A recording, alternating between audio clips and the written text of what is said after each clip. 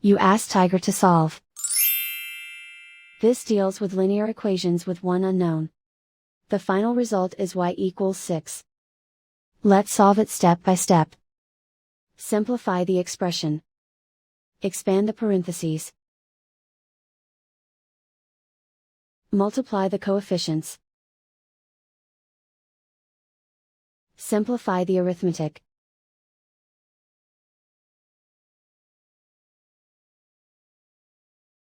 Group all y terms on the left side of the equation. Subtract 3y from both sides.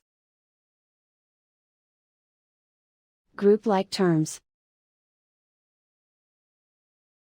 Simplify the arithmetic.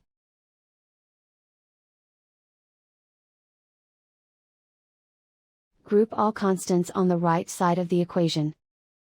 Add 18 to both sides. Simplify the arithmetic.